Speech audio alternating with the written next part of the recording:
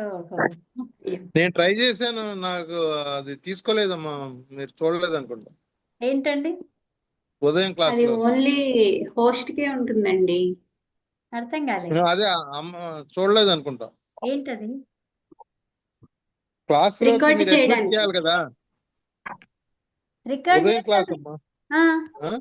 Record నేను చేశాను. Try రెండు చేశాను, రెండు లేట్ గా ట్రై సబ్జెక్టులు చేశాను, అవుతా 5:30 ఆ రెండు ప్రాంతంలో. ఓ, క్లాస్ కి రావడానికా? ఉమ్. ఓ, ఎందుకు రాలేదు మరి? ఎందుకు రాలేకపోయినరు? మీరు అడ్మిట్ చేయాలి కదా. యాక్సెప్ట్ చేయలేదా మిమ్మల్ని? అయ్యయ్యో. ఉమ్. కొంతమంది అట్లాగే ఉండిపోయినరు. నేను ఒక పాఠం చెప్తున్నా చూడలేదు. అదే అదే, ఇంకా నేను కూడా సరే మీరు చూడట్లేదు అని నేను మళ్ళీ అదే, బయట. అయ్యో, సారీ అండి. సో ఇక్కడ పర్వాలేదు. నిమిత్తానికి ఇదంతా అయిపోయింది. మనకి రికార్డింగ్ లో ఇది రాలేదు. ఏదంటే స్నుస్సుగా మారింది. తర్వాత స్నుస్సు లింగ్ విధిలింగులో చేస్తున్నాము. తర్వాత మిప్పు, దాంట్లో ఉత్తమ పురుష ఏకవచనం కాబట్టి మిప్పు తీసుకొచ్చాము. స్నుస్సు షెన్ మిప్పు. షెన్ ఎందుకు తెచ్చామంటే దివాదిగణం కాబట్టి అది గణ ప్రత్యయము వచ్చింది. వికరణ ప్రత్యయం, గణ ప్రత్యయము లేదా వికరణ ప్రత్యయం అంటాం దాన్ని. తర్వాత స్నుస్సు, ఇది ఈ అనుబంధ లోపము లేదా ఇత్తు సంజలు చూసుకుంటే షన్నులో ఏం మిగిలింది? యకారము మిగిలింది కదండి. అవును. యకారం మిగిలింది. తర్వాత మనం ఏం చేస్తున్నాం? పరస్మైపది చేస్తున్నాం కాబట్టి దాంట్లో విధిలింగు చేస్తున్నాం. పరస్మైపది విధిలింగు చేస్తున్నాం.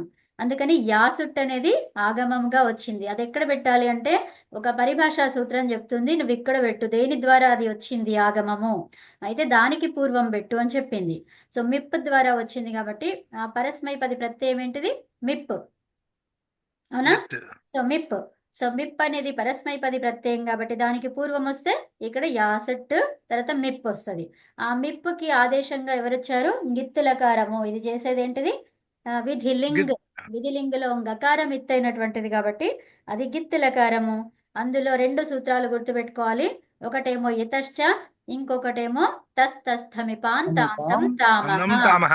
సో ఇక్కడ 2 దానికి సూట్ అయినవి. మిప్పులో ఇకారం ఉంది కాబట్టి ఇతశ్చ రావాలి. తర్వాత ఇంకొక సూత్రం ఏం చెప్తుంది? తస్థమిపాం, మిప్పుకి అమ్ రావాలి అని చెప్తుంది. సో కామన్ సూత్రం తీసుకుంటామా లేకపోతే పర్టికులర్ గా దానికి చెప్పిందే తీసుకుంటామా అంటే ఏం చెప్తారు మీరు? పర్టికులర్ గా చెప్పిన సూత్రమే తీసుకుంటాం కాబట్టి అదే నంబర్ ఎక్కువది కాబట్టి అలా చూసుకుంటే దానికి అర్థం ఏంటిది? ఎక్కువదే తీసుకోవాలంటే ఏంటి అర్థము? తర్వాత మేము ఫస్ట్ కేటగిరీ చేస్తాము. ఏంటి? ఫస్ట్ ఈ కేటగిరీ ఆ కేటగిరీ అని చెప్తాము. జనరల్ రూల్ ఒకటి చెప్తాము, తర్వాత కేటగిరీస్ ని చెప్తాము. అది దీంట్లోకి వెళ్ళాలి అలాగా చెప్తారనమాట కదండి. ఫస్ట్ జనరల్ రూల్, అన్నిటికీ ప్రాప్తించేది జనరల్ రూల్. ఆ తర్వాత దాన్ని డీవియేట్ చేయడము మళ్ళీ వేరే విషయం అది. ఓకే, సో అట్లా డీవియేట్ చేయడం జరిగింది. తస్థమిపాం తాంతం తామహ అనే సూత్రం ద్వారా. కాబట్టి మిప్పు స్థానంలో అమ్మ వచ్చింది. ఓకేనా? సో ఫస్ట్ మనకి హలంత్యం ద్వారా పకారమిత్తు కావాలి, కానీ అది చేయలేదు. మళ్ళీ తర్వాత మిప్పులో ఇది ఇతశ్చ ద్వారా చేద్దాం అనుకుంటే అది కూడా చేయలేదు. ఎందుకు? మిప్పు మొత్తానికి అమ్మ వచ్చింది. కంప్లీట్ గా. అందుకనే మనకి ఫస్టే తెలియాలి మనం ఏం చేస్తున్నాము అనే విషయం తెలియాలి. గిత్తు లకారం చేస్తున్నాము కాబట్టి అగిత్తు సూత్రాలన్నీ గుర్తుకు రావాలి. అప్పుడు మనము ఈ పకారాన్ని ఇత్తు సంజ ద్వారా తీసేయచ్చా లేదా అనేది తెలుస్తుంది. అర్థమైందా? ఓకే, అదే. ఓకే, సో ఇప్పుడు మనకి యాసుట్ వచ్చింది. ఈ యాసుట్ అనేది ఆగమ ప్రత్యయము, కానీ సూత్రంలో ఏం చెప్పారు? యాసుట్ ఏమన్నారు? పరస్మైపదేషు ఉదాత్తో గిచ్చ అని చెప్పారు. అంటే ఇది ఉదాత్తము అని చెప్పారు. కానీ ఇది ఉన్నదేంటిది? ఆగమ ప్రత్యయం కాబట్టి అదేమైంది? అనుదాత్తము. కానీ ఈ ప్రకృత సూత్రము ప్రస్తుత సూత్రం ప్రకారం ఏమైంది? అది ఉదాత్తమయ్యింది. అంటే మళ్ళీ యథాస్థానానికి ఫస్ట్ ఉన్నవన్నీ కూడా ఆది ఉదాత్తశ్చ అనే సూత్రం ద్వారా అన్నిటికీ ఉదాత్తము ప్రాప్తించింది. ప్రతిదానికి ఉదాత్తము ప్రాప్తించింది. అవునా? అన్ని ప్రత్యయాలకి ఉదాత్తము ప్రాప్తించింది. తర్వాత ఏం చెప్పారు? ఆగమ ప్రత్యయాలు మాత్రము అనుదాత్తము అని చెప్పారు. అర్థమైందా? అన్ని ప్రత్యయాలకి ప్రాప్తించింది ఏంటిది? ఉదాత్తము. కానీ మళ్ళీ చెప్పారు ఏమని? ఆగమ ప్రత్యయాలు మాత్రము అనుదాత్తము అని చెప్పారు. ఓకే, అర్థమైందా? ఆ, అర్థమైంది. ఇప్పుడు యాసుట్ అనేది ఆగమం కాబట్టి అది అనుదత్తం అయ్యింది. కానీ మళ్ళీ ఆ సూత్రం ఇంకొక సూత్రం ఏం చెప్తుంది అది యాసట్ పరస్మై పదేషు ఉదాత్తో ఇంగిచ్చ అని చెప్తుంది. అంటే దీనికి మళ్ళీ ఉదాత్తము ప్రాప్తించింది. ఓకేనా? ఆ, తర్వాత స్నుస్ యా, అది షన్ ఉంది కదా, షన్నులో అనుబంధ లోపం చేస్తే యా మిగిలింది. యాసట్టులో అనుబంధ లోపం చేస్తే యా మిగిలింది. అక్కడ సకారానికి లోపం ఎలా అయ్యింది? లింగో లింగ అంటే రెండు వస్తాయి కదా, కానీ లింగం అంటే మళ్ళీ ఏం చెప్పుకున్నాము పరిభాషలో ఏం మళ్ళీ చెప్పారు? సార్వధాతుక సార్వధాతుక లింగకు మాత్రమే అది లోపిస్తుంది. ఓకేనా? చివరిగా లేని సకారానికి. సార్వధాతుక లింగ అంటే ఏంటి? విధిలింగ్. లింగ్. సో ఇప్పుడు మనకి స్నుస్ యా యా అమ్ ఇలా వచ్చింది. ఈ పరిస్థితిలో ఉంది, ఈ స్థితిలో ఉంది. అప్పుడు ఏమైంది? అక్కడ మనకి అంగం కనిపిస్తుంది, యా కనిపిస్తుంది. ఈ యా అనేది సార్వధాతుక విధిలింగ ప్రత్యయము. ఆ ప్రత్యయానికి ఒకటి ఆదేశంగా వస్తుంది. ఎప్పుడు? అదంత అంగం అయితేనే. ఓకేనా? అవును. ఏమంటే అంగంలో ఎలా ఉండాలి? అకారము అంతములో ఉండాలి కదండి.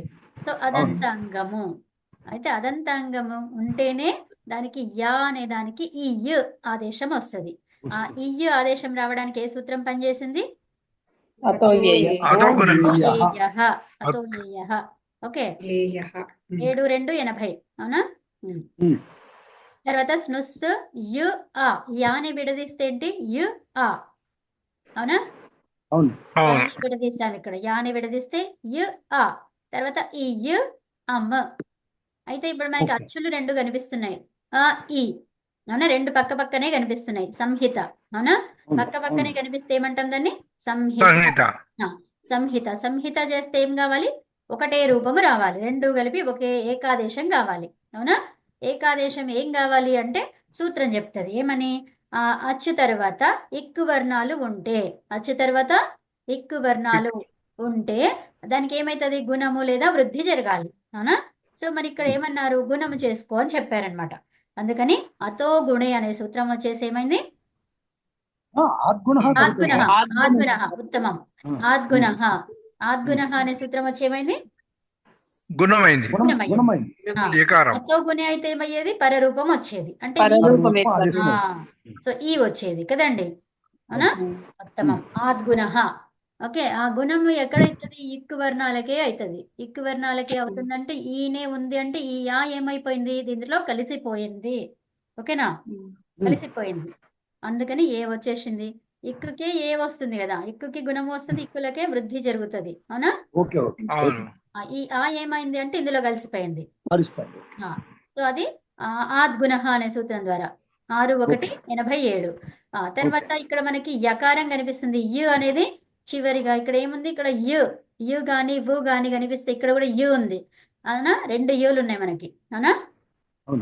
సో దానికి పరములో ఏముండాలి? వల్ ప్రత్యాహారం ఉంటేనే యకారానికి లోపం జరుగుతుంది. అవునా? లోపో వ్యోర్వలి. ఎవరు చెప్పారు అట్లా? లోపో వ్యోర్వలి. సో అదేంటి సూత్రము? అది ఇక్కడ మనం రాయలేదు కదా, ఎందుకంటే అది అవసరం లేదు కాబట్టి అది మనం రాయలేదు. అర్థమైందా? సో అట్లాగే ఉన్నదన్నమాట. అది రావాలి. ఎప్పుడు రావాలి? వల్లు ఉంటేనే రావాలి. అక్కడ వల్లు లేనే లేదు, వ్యంజనాలే లేవు. ఏముంది? అచ్చు ఉంది. ఇక్కడ కూడా అచ్చే ఉంది కాబట్టి అది రూపాలు కావు. అలాగే ఉంటుంది. సో ఈ కలిపితే ఏ అయ్యింది. తర్వాత యుని అలాగే రాసుకున్నాము, అమ్ అలాగే రాసుకున్నాము. తర్వాత ఏంటి? స్నుస్ యు ఏ. ఇది ఏంటి? గుణ. ఏం చేస్తున్నాం ఇక్కడ? గుణింతం.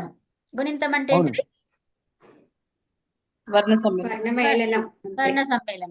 అది వర్ణాలను సమ్మేళనం చేసినాం అన్నమాట. చేస్తే ఏమైంది? అది ఏ అయిపోయింది. వర్ణ సమ్మేళనం కూడా కాదు, గుణింతంని వర్ణ సమ్మేళనం అన్నారు. ఏమంటాం దాన్ని? అదేనా? అదేనమ్మా వర్ణ సమ్మేళనం. అచ్చు కలిపాం కదా. ఆనుపూర్వికి అంటే ఆనుపూర్వి కాకుండా కలపడం. సో కలపడం అవేనండి. అవునవును. గుణింతాలు. అదే గుణింతాలు. కలపడం అని అనొద్దు, గుణింతం చేసినాం ఇక్కడ. కలుపుతాం. యోజన చేయాలో ఏదో అంటారు కదా. ఇప్పుడు చెప్తాం. యోజన కూడా ఏమంటామేమో. యోజనం కరోతు. సో ఇక్కడ అన్నమాట. ఇక్కడ ఏమైంది, ఇది స్నుస్ ఏయం ఇదంతా కలిపి